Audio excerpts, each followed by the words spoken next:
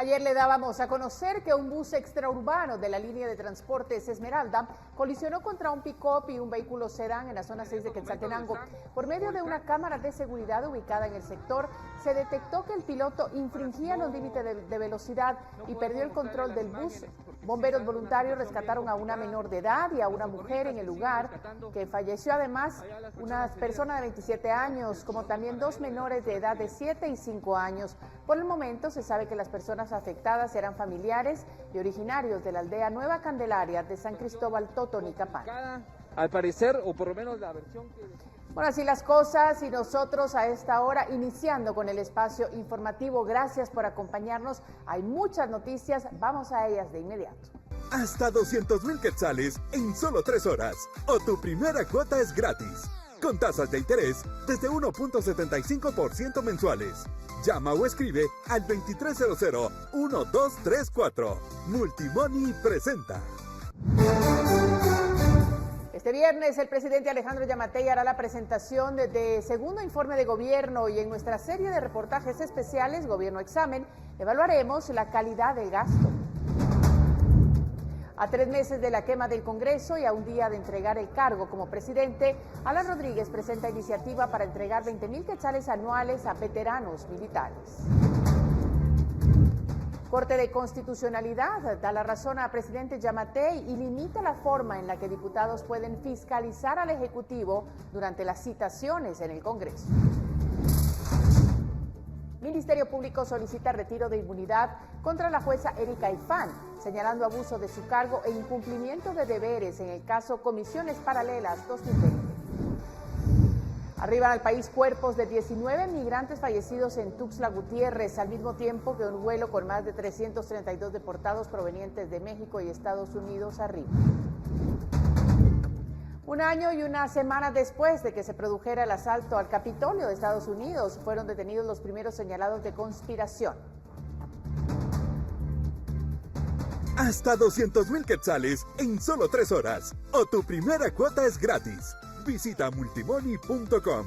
Llama o escribe al 2300-1234. Multimoney presentó.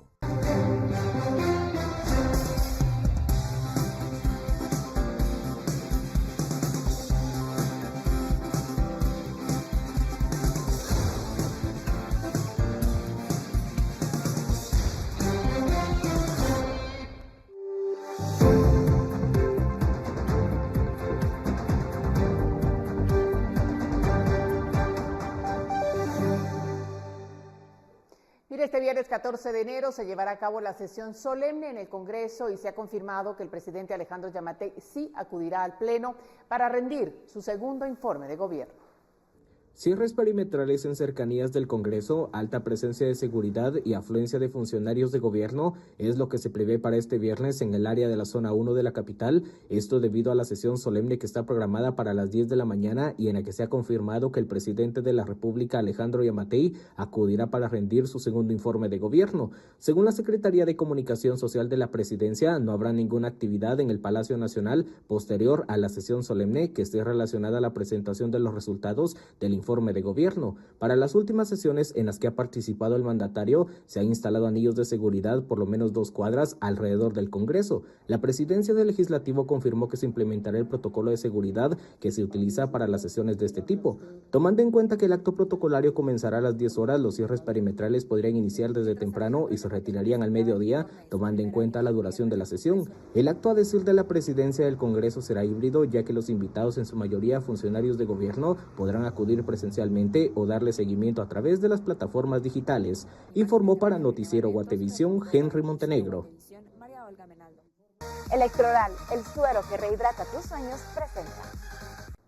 Mira, un día que el presidente Alan Rodríguez deje el cargo, presentó una iniciativa de ley, la cual busca que se otorguen 60,000 quetzales durante 3 años a los veteranos del ejército que sean incluidos en un programa ambiental. Rechazamos realmente este tipo de actitudes. Esto ya no es una manifestación, estos son actos delincuenciales. realmente es un abuso. Así se expresaba el presidente del Congreso, Alan Rodríguez, el pasado 19 de octubre, cuando un grupo de veteranos del Ejército incendió el legislativo debido a una iniciativa de ley que les ofrecía un resarcimiento por 120,000 quetzales. Hoy, a un día de dejar el cargo como presidente del Congreso, Rodríguez reavivó el tema y presentó una iniciativa de ley para que se les otorgue 60,000 quetzales a los veteranos del Ejército que formen parte de un programa ambiental, esto durante un lapso de 3 años, es decir, 20,000 quetzales anuales, pero con el requisito de que hayan prestado servicio militar durante el conflicto armado interno. Pues hoy presentamos esta iniciativa, la cual vamos a impulsar desde el Congreso de la República. Agradezco a la Junta Nacional, pues esta organización que aglutina a las diferentes asociaciones en todo el país, hoy acá representados todos los líderes de cada uno de los departamentos, han demostrado ser hombres respetuosos de nuestra democracia. Sin embargo, la pregunta es, ¿de dónde se obtendría este dinero? El artículo 9 de la iniciativa solo autoriza al Ministerio de Finanzas para que se programen estos montos en el presupuesto de los 3 periodos fiscales posteriores a la aprobación de la ley. La Junta Nacional de Veteranos del Ejército, que es la que negoció esta iniciativa, se desvincula de los incidentes del pasado 19 de octubre en el Congreso. No compartimos en ningún momento las acciones que las otras agrupaciones tomaron sobre este Congreso de la República el año pasado. Esta organización, como Junta Nacional, hemos sido respetuosos de la ley, hemos sido garantes de la soberanía de la nación. A nosotros se nos preparó para que defendiéramos a la patria. Rodríguez, antes de dejar el cargo, ha participado en inauguraciones y actos públicos, incluso celebrando una fiesta en plena pandemia con los diputados por el remozamiento de Casa Larrazábal, informó para Noticiero Guatevisión Henry Montenegro. Bueno, y la Corte de Constitucionalidad limitó la forma en la que los diputados pueden fiscalizar al Ejecutivo en citaciones del Congreso, luego de que el presidente Alejandro Yamatei presentara consultas a los magistrados. En una audiencia sin transmisión por redes sociales, la Corte respondió a 3 consultas enviadas por Yamatei relacionadas con la asistencia de los funcionarios del Ejecutivo ante el Congreso, como en citaciones o interpelaciones. El tribunal opinó que en una citación, por ejemplo, el ministro puede evadir preguntas ajenas a sus atribuciones o al objeto de la reunión. Si los diputados no expresan el tema que tocarán y su relación con las atribuciones del funcionario, este no estaría obligado a acudir. A juicio de expertos, la opinión de la CC debilita la fiscalización de congresistas al Ejecutivo. Pero en la misma interpelación pueden ir saliendo respuestas que, dan chance para hacer otro tipo de preguntas. Limitaríamos eso en una interpelación. Creo que eso sería un contrasentido, iría contra el principio de separación de poderes. El presidente, pues lo que pretende es tener el poder absoluto sin ningún tipo de control. Las preguntas van en el sentido de que no quisieran que los diputados, especialmente la oposición, pues haga requerimientos o cuestionamientos. Esta es la misma consideración de algunos parlamentarios opositores. Que esta es una opinión, no significa que sea vinculante, no tiene la obligación de ser acatada por los diputados al Congreso de la República. El presidente de la República lo que intenta hacer es cooptar el Estado en sus 3 altos organismos del Estado. Sin embargo, el gobierno lo niega. De ninguna manera, tal y como les hemos indicado, lo que se busca con esto es contar con los mecanismos necesarios para eficientar las funciones y atribuciones del organismo ejecutivo. Las opiniones fueron firmadas por 5 magistrados de la CC, incluyendo a Leila Lemus, exsecretaria general de Yamatei, y Néstor Vázquez, señalado de corrupción por Estados Unidos. Con imágenes de Juan Diego González para Noticiero Guatevisión, Carlos Kestler. Electroral, el suero que rehidrata tus sueños, presentó. Bueno, en más información, el Congreso convocó a la integración de la comisión postuladora que tendrá a su cargo la conformación de la nómina de aspirantes al cargo de fiscal general y jefe del Ministerio Público. La postuladora debe integrarse y elaborar una nómina de 6 aspirantes, la cual debe ser enviada al presidente de la República, Alejandro Yamatei, quien deberá elegir a quién será el nuevo fiscal general del ente investigador, tomando en cuenta que este año vence el periodo de 4 años para quien fue electa, la actual jefa del Ministerio Público, Consuelo Porras, termine en su cargo. Bueno, y la Fiscalía Especial contra la Impunidad presentó una solicitud para retirar la inmunidad de la jueza de mayor riesgo de Erika Ifán. Esto por la posible comisión de los delitos de abuso de autoridad e incumplimiento de deberes. El ente investigador argumenta que la juzgadora presuntamente ha abusado de su cargo al atribuirse la competencia sobre los hechos de la investigación Comisiones Paralelas 2020, ya que la Cámara Penal de la Corte Suprema de Justicia determinó que no existe solicitud de competencia ampliada para dicha carpeta judicial. En respuesta, la juzgadora señaló que no ha sido notificada y no puede opinar sobre algo que no conoce.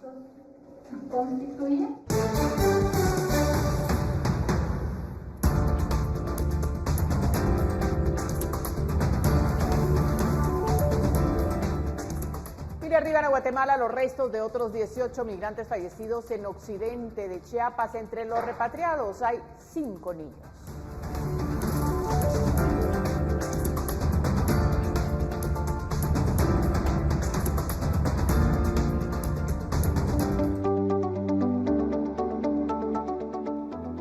Ahora tenemos información de salud. Un estudio realizado por científicos de Estados Unidos y del Reino Unido asegura que tener la vacunación al día contra la gripe o el sarampión protegería contra el COVID-19 grave. La razón se la contamos a continuación. El segmento de salud es presentado gracias a Mencetamol Bebible, el primer paracetamol bebible para aliviar la fiebre y el dolor. El estudio encontró que tener la vacunación al día para otras enfermedades, como las vacunas que previenen el sarampión y la gripe, también pueden sumar beneficios para un mejor control de la curva de casos de COVID-19. El trabajo fue realizado por investigadores de Weill Cornell Medicine y la Universidad de Oxford y muestra que incluso vacunas no relacionadas podrían ayudar a reducir la carga de la pandemia. El informe fue publicado en la revista especializada Proceedings of the National Academy of Science y cristalizó décadas de pruebas que sugieren que las propiedades de refuerzo inmunológico generalizado de muchas vacunas puede proteger a los pacientes de forma cruzada contra múltiples patógenos. En el estudio, los científicos comprobaron que una vacuna no relacionada al COVID-19 que proporcionara solo un 5% de protección contra la COVID grave y que se administrara solo a una pequeña parte de la población habría provocado una reducción sustancial del número de casos y del uso de los hospitales. Asimismo, consideran que los nuevos hallazgos suponen una doble victoria, ya que sugieren que incluso los países con dificultades para distribuir suficientes vacunas específicas contra el COVID-19 pueden intervenir con inmunizaciones rutinarias contra otros patógenos y, en combinación con intervenciones no farmacéuticas, como las mascarillas o los barbijos, podrían atenuar las olas de COVID-19 en curso y prevenir al mismo tiempo otras enfermedades. Reportó para Noticiero Guatevisión, Marjorie Corado. El segmento de salud fue presentado gracias a Mencetamol Bebible, el primer paracetamol bebible para aliviar la fiebre y el dolor. Bueno, hay más información. Este día fueron repatriados los cuerpos de 19 migrantes guatemaltecos que perdieron la vida en Tuxtla Gutiérrez, en México, el pasado 9 de diciembre, cuando viajaban en un tráiler hacia Estados Unidos. A bordo de esta aeronave de la Fuerza Aérea Mexicana que se encuentra a mis espaldas, arribaron al país los cuerpos repatriados de 18 de los migrantes guatemaltecos que perdieron la vida en el accidente de tránsito el pasado 9 de diciembre en Tuxtla Gutiérrez, México. A esto se suma un guatemalteco originario de Totonicapán que fue repatriado por la vía terrestre desde México para completar un total de 19 migrantes. Esto se debió a la capacidad de traslado que tenía la aeronave que arribó con los cuerpos de los connacionales. En total llegaron 14 adultos y 5 menores de edad que perdieron la vida el 9 de diciembre en Tuxtla Gutiérrez, México, cuando pretendían alcanzar el sueño americano. A bordo de vehículos, los cuerpos de los migrantes fueron llevados a sus comunidades de origen. De los 19 guatemaltecos, 13 son de Quiché, 4 de Chimaltenango, 1 de Petén y 1 más de Totonicapán. A la fecha, al país ya han sido repatriados 38 cuerpos y 2 están a la espera de completar este proceso. También suman 40 guatemaltecos fallecidos en el percance vial, según el Ministerio de Relaciones Exteriores. Tengo que comunicarles, actualmente les habíamos dicho que teníamos identificadas 39 personas. Hoy lamentablemente se nos comunicó que tenemos una víctima mortal más guatemalteca, entonces la cifra ha subido a 40 personas. Al momento hemos repatriado 38 personas y están pendientes de los procesos de identificación 2 personas más. Según las autoridades, el tráfico de migrantes continúa bajo investigación y la próxima semana habrá un acercamiento entre las autoridades de Guatemala y México. El trabajo que se está haciendo a través del Grupo de Acción Inmediata que se que se echó a andar desde el pasado 10 de diciembre en la Ciudad de México y en estos momentos pues estamos a la espera de lo que indiquen las fiscalías. Mientras en un sector de la pista de aterrizaje de la Fuerza Aérea Guatemalteca se repatriaban los cuerpos de los migrantes fallecidos, en el otro costado arribaba un vuelo con migrantes retornados desde Estados Unidos. Solo de aquel país llegaron este día 196 migrantes, más 136 desde México. Con imágenes de María José Bonilla, informó para Noticiero Guatevisión, Henry Montenegro. Mire, a casi 2 semanas de que llegaran los primeros cuerpos de los migrantes fallecidos en México, nuevamente Quiché tiene el mayor número de víctimas mortales. Para este jueves se esperaba la llegada al departamento de 13 quichelenses que perdieron la vida buscando el sueño americano. Las autoridades departamentales se apartan de la recepción de los cuerpos, mientras que algunos alcaldes preparan el recibimiento en sus municipios. El representante de la Iglesia Católica señaló que las personas seguirán viajando ilegalmente a Estados Unidos porque la pobreza es insoportable en las comunidades de Quiché y lamentó que muchos regresen muertos buscando mejores condiciones de vida para sus familias. Bueno, el Instituto Guatemalteco de Migración mantiene monitoreos ante la posibilidad del ingreso de una caravana migrante procedente de Honduras que podría llegar al país este 15 de enero. La Policía Nacional Civil, el Ministerio de la Defensa Nacional, el Ministerio de Gobernación y la Secretaría de Inteligencia Estratégica del Estado han estado realizando patrullajes en fronteras y puntos ciegos. Por su parte, el Instituto Guatemalteco de Migración realiza el recordatorio a las personas extranjeras que para ingresar a territorio nacional necesitan cumplir con los siguientes requisitos: prueba PCR o antígeno negativa, 72 horas previos al ingreso al país, carnet de vacunación con esquema completo. Mayores de 12 años deben presentar esquemas de vacunación completa. Mayores de 10 años presentar PCR o antígeno negativa 72 horas previas a su ingreso. Mire, y debido al repunte de casos COVID-19 que se han diagnosticado en las últimas semanas, Eri Villa de León, más conocido como el Zorro Mayor, informó este jueves que por segunda vez consecutiva queda suspendida la tradicional caravana del zorro. Según Villa de León, para él es muy difícil volver a cancelarla, ya que es una tradición con más de 34,000 participantes que hacen el peregrinaje a la Basílica de Esquipula, Chiquimula, con el fin de venerar al Cristo Negro en su día. Agregó que esta sería la caravana número 61, pero esperan que se pueda retomar el próximo año. Nuevamente, el coronavirus nos impidió realizar el evento. Esto pues obedece más que todo a que como organizador y mi junta directiva decidimos cancelarla por respeto, consideración también hacia los peregrinos, a los habitantes de Esquipulas y al pueblo en general. Pues definitivamente no queremos que el día de mañana la caravana sea señalada, digamos de esta manera, que nosotros fuimos a contaminar Esquipulas y que causamos tantos problemas en ese sentido. Arranca con Toyota. Toyota Agya. Precio desde 82,990 quetzales. PBX 1705. 80 años. Cofiño está.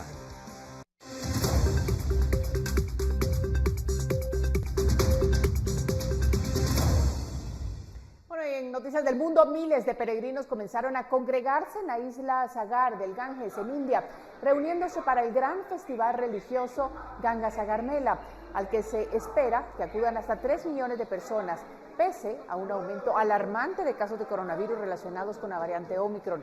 Además de la recomendación de usar mascarilla, se pidió que no escupieran a los asistentes, una costumbre que se considera propaga el virus.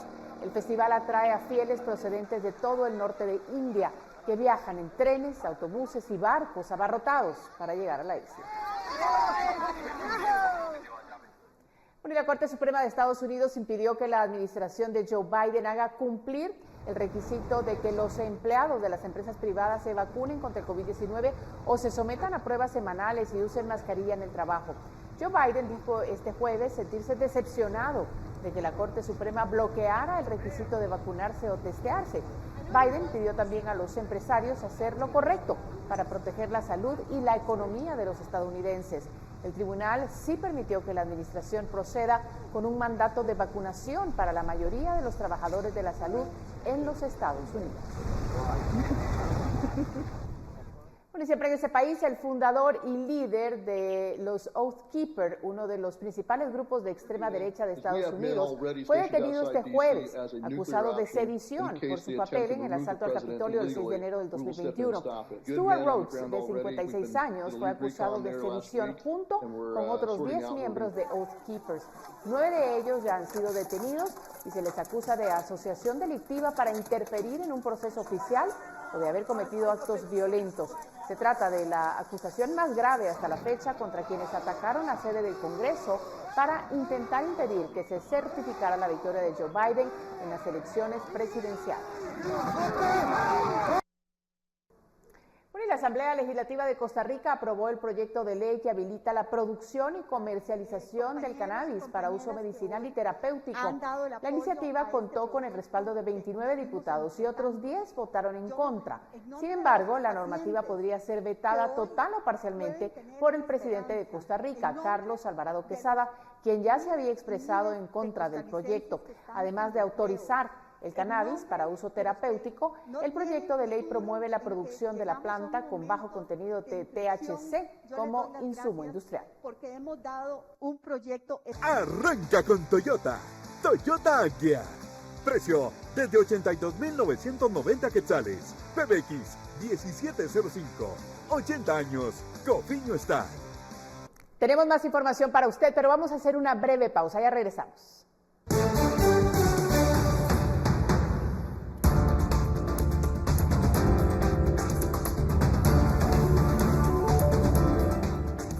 En nuestra serie de reportajes especiales, Gobierno Examen, evaluaremos al Ejecutivo según su calidad de gasto. Con esto volvemos.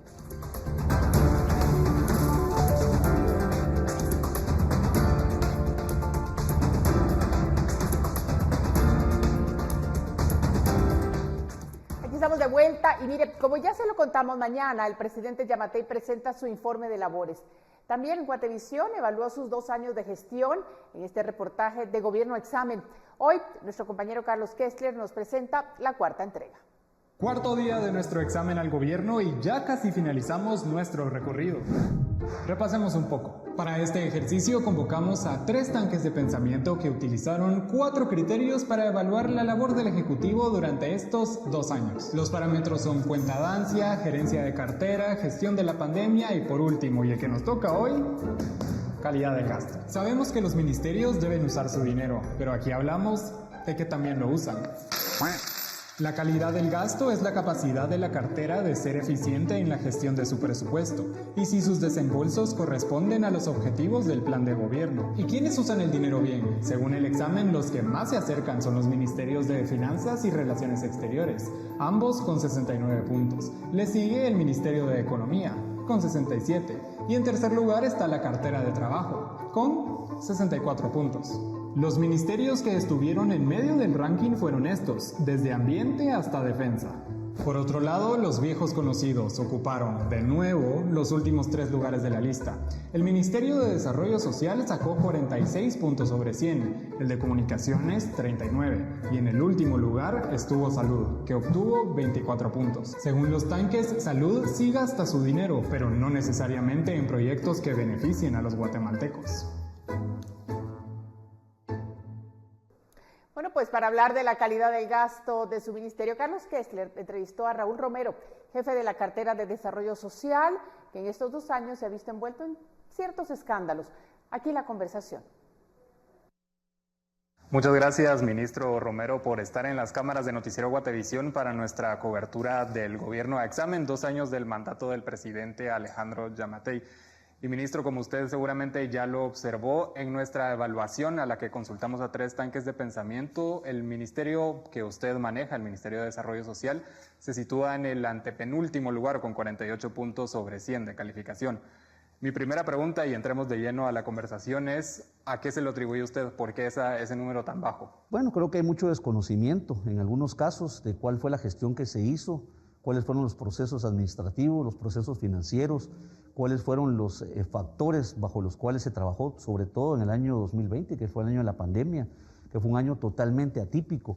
De hecho, en el caso del Ministerio de Desarrollo Social, desde su creación, que fue creado en el 2012, jamás se había ejecutado el presupuesto que se ejecutó en el año 2020, que ascendió a 443 millones, es decir, el equivalente de 5 presupuestos de 5 años juntos. Y a pesar de eso, tuvimos una ejecución el año pasado de 96.8. Es decir, quedamos en el segundo lugar de ejecución el año pasado, en pandemia, con el equivalente de ejecutar 5 presupuestos juntos en un solo año, lo que nunca había sucedido en la historia del Ministerio de Desarrollo Social. Usted mencionaba desconocimiento, que esta evaluación se pudo haber hecho desde el desconocimiento. ¿Qué cosas no se conocieron que hizo el Ministerio, aparte de estos ejemplos que me mencionaba? Bueno, creo que para tener, por ejemplo, un análisis objetivo y poder dar una ponderación, hubiera sido importante que hubieran tenido estos tanques de pensamiento, comunicación con las unidades que están evaluando. Sin embargo, por ejemplo, en el caso del Ministerio de Desarrollo Social, jamás tuvimos la solicitud de tener una reunión de trabajo para intercambiar puntos de vista o intercambiar información de cuál había sido la gestión y la ejecución que se había hecho. Una de las fuentes de información que utilizan los guatemaltecos, las personas de a pie, son los medios de comunicación. Usted mencionaba el Bono Familia, también hubo programas como el Bono de la Economía Informal, programa de apoyo alimentario, y una de las cuestiones que fue ventilada durante estos años de la pandemia fue que en varios de esos programas hubo algunos errores, como lo han tachado algunos diputados, beneficiarios duplicados, personas fallecidas, migrantes que están en Estados Unidos, empleados municipales. ¿Por qué ocurren esos fallos, si se le podría decir, en los programas? Es muy importante aclararlo, y por eso nosotros señalamos muchas veces que se manipulaba información. Primero, hoy ya tenemos datos finales, por ejemplo, de saber que llegó Bono Familia a 2.600.000 hogares. De todo eso se hizo una evaluación de quiénes fueron los beneficiarios. Recordemos que por primera vez en la historia de Guatemala los programas sociales no han sido utilizados ni política ni clientelarmente. Es decir, aquí no se benefició a quien el gobierno de turno quiso beneficiar, sino que hubieron criterios técnicos para seleccionar quiénes eran los beneficiarios. En el caso Bono Familia era a través del consumo de la energía eléctrica, el consumo de la tarifa social. Es decir, eso estaba fuera del control de gobierno. Nosotros simplemente mirábamos el consumo, se hacía una aplicación para que las personas pudieran optar a inscribirse, habían datos que tenían que llenar bajo declaración jurada y si las personas calificaban podían ser beneficiarios. Llegamos a 2.600.000 y luego, por ejemplo, se señalaron que habían personas que habían fallecido. Efectivamente, estábamos en pandemia, hubieron casos de personas que se inscribieron como beneficiarios de Bono Familia, recibieron su primer aporte, pero lamentablemente en el transcurso del año algunas personas se contagiaron y fallecieron. ¿Y qué me puede decir de los empleados públicos o empleados municipales? En este caso, por ejemplo, ustedes recuerden que... ¿Ellos son personas que necesitan este tipo de apoyo? En este caso, recuerden, por ejemplo, aquí lleva bajo declaración jurada. En el caso de empleados municipales no sucedió en Bono Familia, sucedió en el apoyo a la economía informal. Porque aquí también, para no politizarlo y que no fuera el gobierno el que decidiera quiénes, lo que se pidió es que fueran las alcaldías, bajo una declaración jurada, que ellos mandaran el listado de las personas que eran miembros de la economía informal en su municipio. En los casos en los que haya resultado algún trabajo municipal se han puesto denuncias. ¿Por qué? Porque en todo caso fue responsabilidad de quien envió bajo declaración jurada el listado de quienes podían ser beneficiarios. Pero, ministro, en la pandemia la pobreza indudablemente creció en Guatemala. ¿Cómo una familia que apenas puede comer, o puede gastar, mejor dicho, 28 quetzales al día, puede confiar en que esta ayuda le va a llegar si ocurren estos casos de beneficiarios duplicados, de personas que probablemente no merecían esa ayuda y aún así la tienen? ¿Cómo se confía cuando el ministerio depende de otros para corregir lo que tiene que estar a su responsabilidad? Eso precisamente es parte del desconocimiento que nosotros señalamos. ¿Por qué? Porque recuerden que Bono Familia no fue el único programa social. De hecho, el presidente Yamatei estableció 10 programas sociales para apoyar en pandemia. 10 programas sociales que tampoco todos estuvieron a cargo del Ministerio de Desarrollo Social. A cargo del Ministerio estuvieron solamente 3. De ahí los otros programas sociales estuvieron en otras unidades ejecutoras, Ministerio de Economía, Ministerio de Cultura.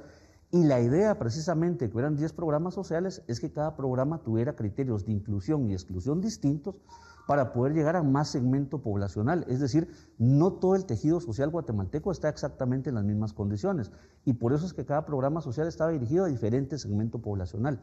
La afectación económica en Guatemala ha sido el país de los menos afectados en América Latina, con un crecimiento económico que no se había tenido en la historia del país. Justo eso le quería preguntar. Muchos mencionan los datos macroeconómicos, pero si vamos a las calles, aún usted puede ver a familias con banderas blancas agitando esos carteles, pidiendo ayuda. Claramente el apoyo no ha llegado a todas las familias guatemaltecas. Una de las cuestiones que también surgió en los medios de comunicación fue el recorte que ustedes hicieron a los programas sociales en diciembre, un recorte de 60 millones. ¿A qué se debe eso? Parte nuevamente el desconocimiento y la desinformación. Nosotros no hemos hecho recortes a programas sociales, lo que se hizo es una reprogramación interna y distribución del presupuesto que se ejecutaba. Esa información que ustedes están señalando se refería específicamente al programa de transferencias monetarias condicionadas, que son programas en el área de transferencia monetaria de educación y transferencia monetaria de salud. Sin embargo, aquí lo que se hizo es que de todos los programas sociales que tiene el Ministerio de Desarrollo, había algunos programas que no podían ejecutarse, por ejemplo, por la situación de pandemia. Entonces se hizo una redistribución presupuestaria para tener más cobertura en los programas que sí se podía. Esos números usted los puede exponer a toda la población, pero insisto, hay personas que todavía no lo ven reflejado en sus vidas directamente. Podemos hablar de los casos de desnutrición, por ejemplo. Ahí también interviene el Ministerio de Salud. Aquí es un tema pero bien este importante. año se duplicaron. ¿Cómo usted me garantiza que este tipo de apoyo, ya sea a la desnutrición, a las personas afectadas por la pandemia, etcétera, sí está llegando cuando las cifras muchas veces dicen lo contrario? Sí, aquí lo que hay que diferenciar es que estamos hablando de problemas estructurales. Cuando hablamos de desnutrición, cuando hablamos de pobreza, eso no es un problema que haya surgido en el año 2020 para el 2022. Esos son problemas estructurales que tiene Guatemala de décadas, es decir, los niveles de pobreza, de mortalidad, de desnutrición, de desempleo, de falta de infraestructura, de falta de seguridad, son problemas que el Estado de Guatemala tiene por años, viene por años. Y precisamente la pandemia desnudó las debilidades de los estados en el mundo.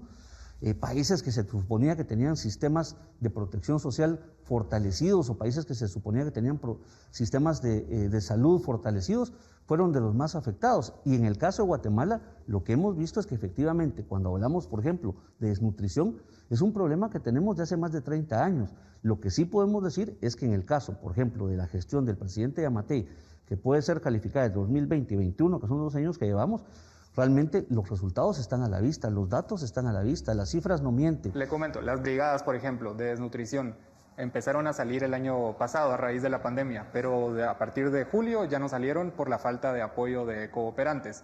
¿Cómo usted dice que ahí hay un resultado visible si no están llegando las personas? En este caso es importante tener en cuenta que en el caso del tema de desnutrición no está bajo la responsabilidad del Ministerio de Desarrollo Social. Eso está a cargo de la Secretaría de Seguridad Alimentaria y Nutricional en coordinación con el Ministerio de Salud. Sin embargo, en el caso del Ministerio de Desarrollo Social, quiero comentarles que nosotros intervenimos precisamente en apoyo a muchas instituciones, aún en temas que estaban fuera del marco de la responsabilidad del Ministerio de Desarrollo Social, pero este era un momento en el que todos teníamos que aportar y unificar esfuerzos para apoyar a la población. Por eso es que el Ministerio de Desarrollo Social terminó involucrado en jornadas, de hecho estamos ahorita haciendo estas jornadas de vacunación. Y una de las cuestiones que pues lo han perseguido usted durante estos 2 años como jefe de la cartera de Desarrollo Social han sido algunos escándalos, por ejemplo la compra de las galletas fortificadas de 14 millones, que al final fue un evento pues anulado, ya no se hizo, pero también la fotografía que circuló de usted con aparentemente 2 mujeres semidesnudas. Usted mencionaba que colocó una denuncia para investigar quién la pudo haber filtrado. ¿Cómo va ese tema?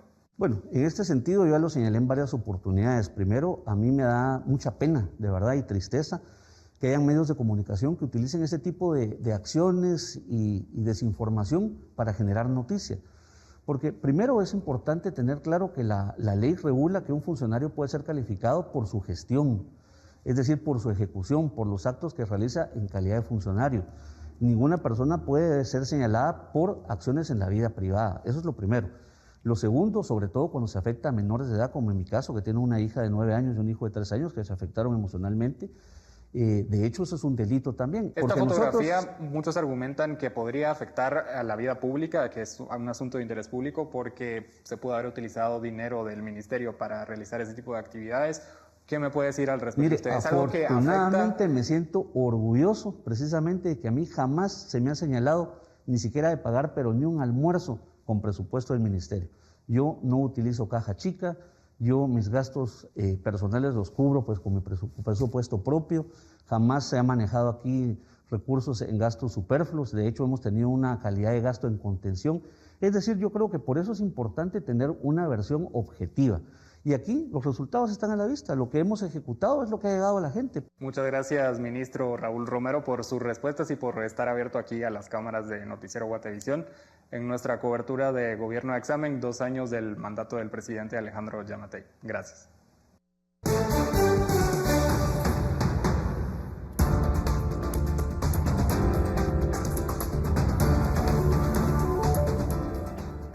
dijo que la herrería era un trabajo para hombres? Al regresar le mostramos la historia de una madre de familia que saca adelante a todos soldando.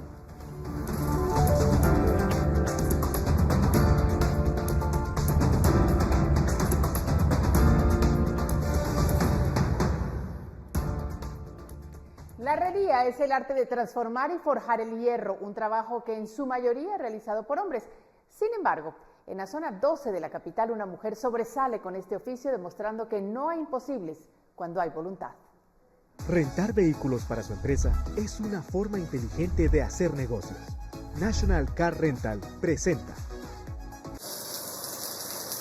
Con guantes en mano, casco y sus herramientas para soldar o cortar, Julieta Luna, una mujer de 45 años, lidera la herrería Multiservicios Víctor, ubicado en la zona 12 de la capital.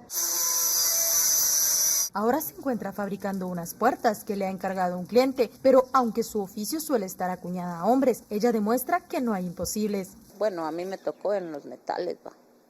Entonces me siento satisfecha como mujer y a la vez pues siento que estoy representando a nuestras mujeres, dando a conocer de que nosotros también tenemos el poder para poder hacer lo que querramos en lo que es profesionalmente de trabajos de hombre, ¿va?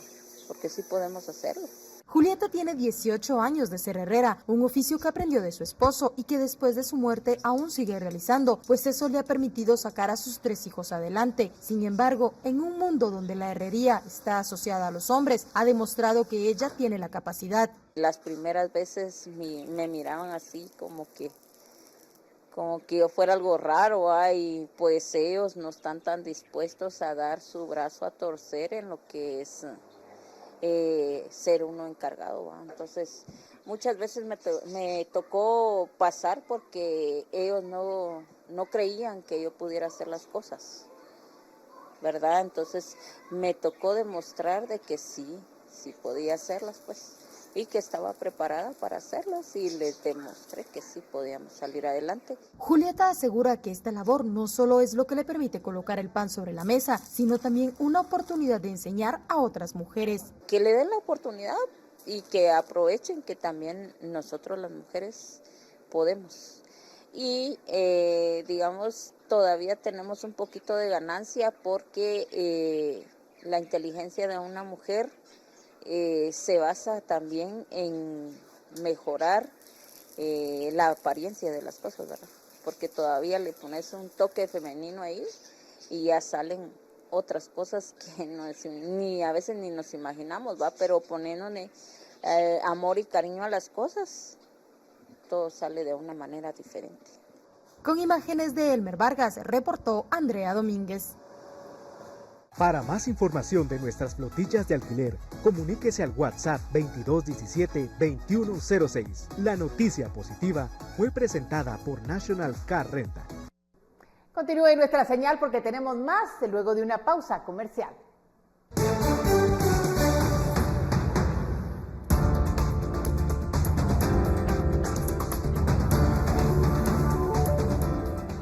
Luego de beneficiar con cambios de delitos a los presuntos responsables de la muerte de Melissa Palacios en Zacapa, habrá cambio de juez. Ya regresamos.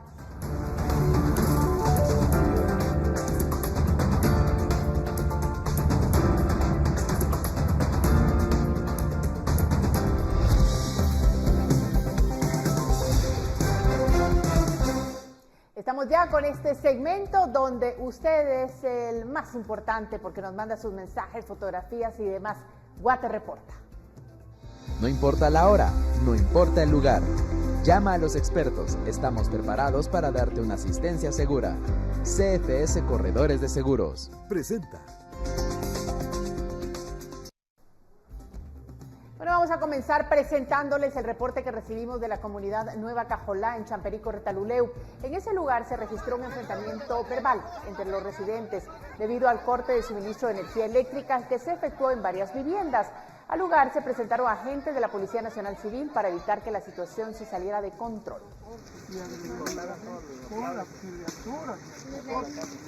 A mí me gustaría si lo pueden grabar en la declaración. 1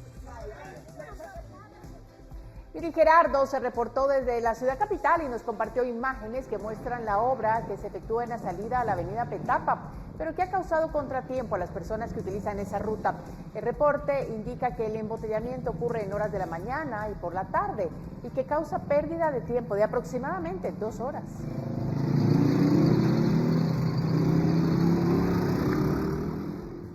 Y mostramos ahora la información que se genera en la zona 2, dirección a calle Martí de la ciudad capital.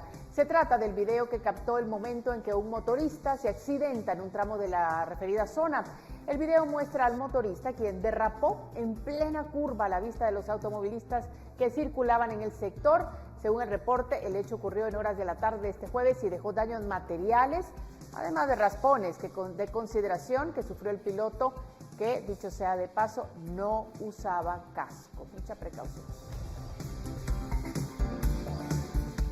En CFS Corredores de Seguros contamos con un grupo de expertos que están preparados para una asistencia personalizada. Somos la buena experiencia de estar asegurado. Presentó. Bueno, tenemos más noticias. José Maximiliano Morales González ya no será quien procese al caso del crimen contra la joven Melissa Palacios.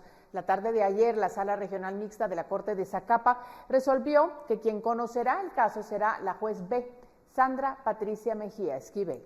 El miércoles último, familiares de Melissa Palacios se acercaron al juzgado de primera instancia penal, narcoactividad y delitos contra el ambiente de Zacapa para solicitar el cambio de juez que procede el caso del crimen contra Melissa Palacios. Esta de la sala, de esta torre de tribunales, nosotros como familia, a lo único que venimos acá es a exigir justicia por el cruel asesinato de Melissa Palacios Chacón. Así también venimos a exigirle a usted, señora presidenta, que desligue del proceso al juez, si se le puede llamar juez, a Maximino Morales González. Según el acta de resolución otorgada por la Sala Regional Mixta de la Corte de Apelaciones de Zacapa, el juez José Maximino Morales se excusó del caso al indicar que familiares de la víctima habían dañado su honorabilidad por los pronunciamientos en los medios de comunicación. Luego de recibir la resolución, familiares de Melissa indicaron que apelarán para reformar los delitos con los que fueron beneficiados los acusados para retomar el de asesinato y agregar el de secuestro. El día de hoy la Sala Regional Mixta de Zacapa resolvió separar al juez del caso de Melissa y por lo tanto el señor juez tendrá que proceder a resolver su situación legal en otras instancias. En este caso se asignó a la juez B, que es Sandra Patricia Mejía, quien es la que va a llevar el caso de Melissa Palacios y por lo tanto en este momento estamos haciendo el planteamiento para la reforma al delito que él en su momento desarrolló. Y por lo tanto, estamos en proceso de que se vuelva al delito de asesinato y aún así el delito de secuestro.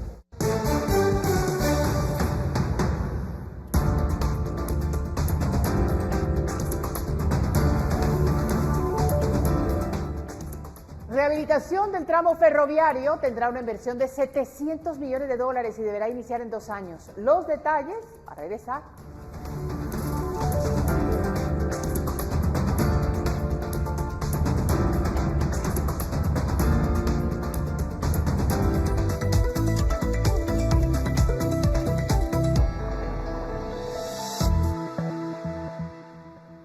Ya está con nosotros Paula Osaeta, así es que acomódese bien porque es momento de que hablemos de dinero. Gracias, María Luisa. Buenas noches. Les cuento que la Superintendencia de Administración Tributaria firmó un convenio con las municipalidades de Antigua y Jutiapa. Este consiste en que la SAT permitirá que se puedan descargar los distintivos de vehículos y si estos han pagado las multas. Las municipalidades tendrán acceso a esta información y podrán hacer operativos para verificar que los propietarios de los vehículos hayan pagado el impuesto de circulación. El superintendente Marco Livio Díaz informó que este convenio se hará con otras municipalidades y para ello ya se trabaja en un software y así hacer el proceso automático y digital. Año por año, el saldo acumulado de las multas por pagar sin las moras asciende para el caso de la Municipalidad de Antigua Guatemala a 52 millones de quetzales. Y en los últimos años, hablando de los últimos 4 años, por el tema de la prescripción, son 17 millones de quetzales los que están pendientes de de pago. Asciende a más de 18 millones de quetzales, ¿verdad? Por lo que también viene a fortalecer fuertemente nuestra recaudación en las municipalidades. Esto es automático, digital, electrónicamente conectado. Es lo que sí que las municipalidades han hecho un esfuerzo de conectar sus servicios con los nuestros y funciona automáticamente para que todas las multas y pagos se registren automáticamente y puedan descargar los distintivos. Y mire, ayer se llevó a cabo una asamblea extraordinaria de accionistas donde se aprobó la minuta del contrato de arrendamiento de los bienes inmuebles de utilidad ferroviaria de la compañía Ferrovías. La rehabilitación del tramo ferroviario tendrá una inversión de $700 millones y deberá iniciar en 2 años. Durante la reunión se aprobó facultar al administrador único y representante legal de Ferrovías, José Fernando Ulloa Rosenberg, para que se suscriba un contrato de arrendamiento con la empresa mexicana Remed S.A. Este contrato no es de usufructo ni concesión, sino de arrendamiento de bienes inmuebles de utilidad ferroviaria, usufructados a favor de Ferrovías S.A.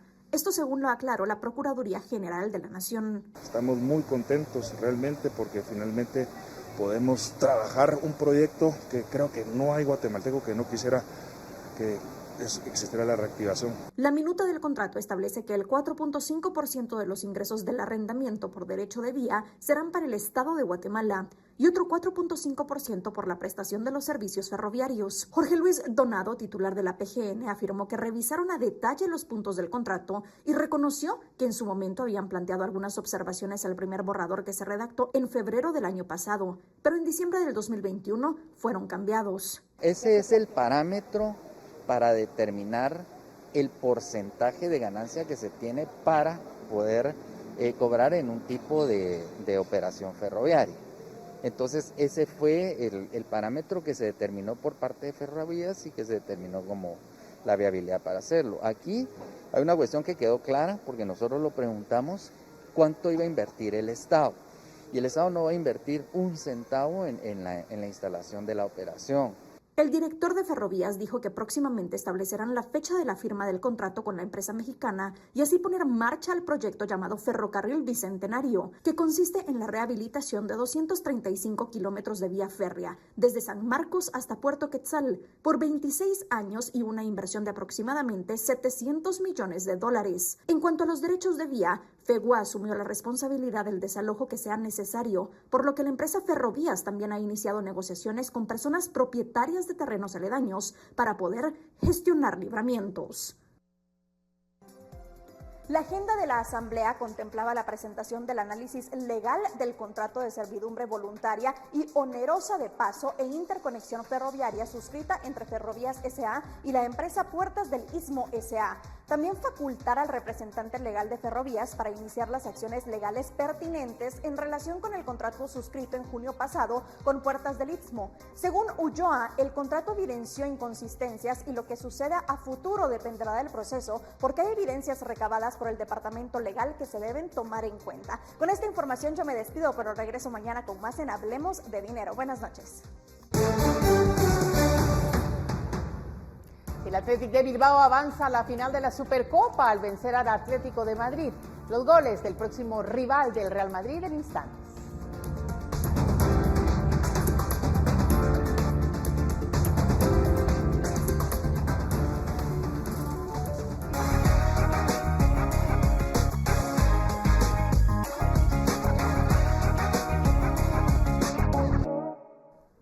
Miren, Marcos Vino Viejo es un cantautor guatemalteco que comenzó su carrera presentándose en autobuses y a la vía pública.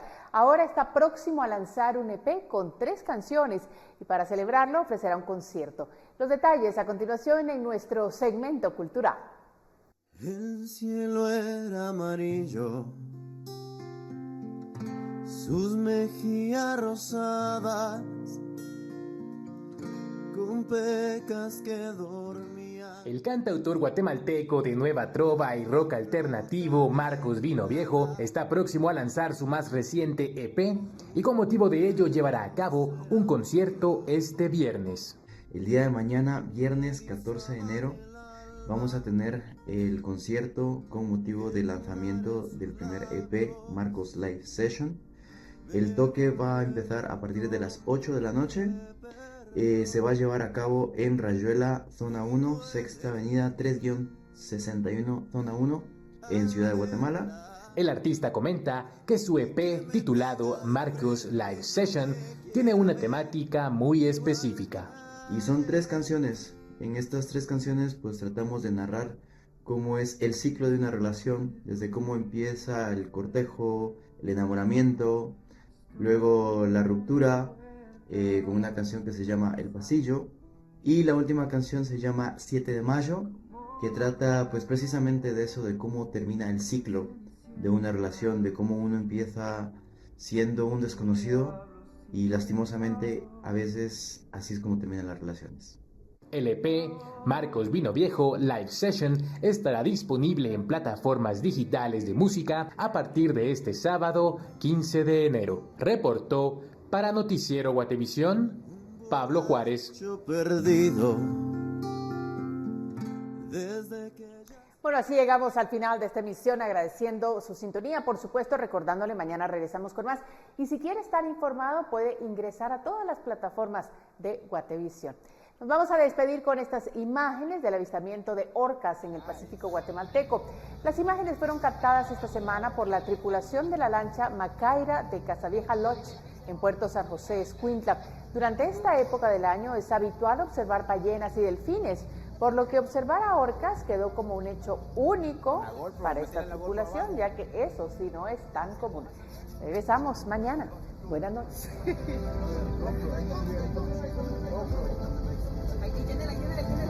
Oh my God.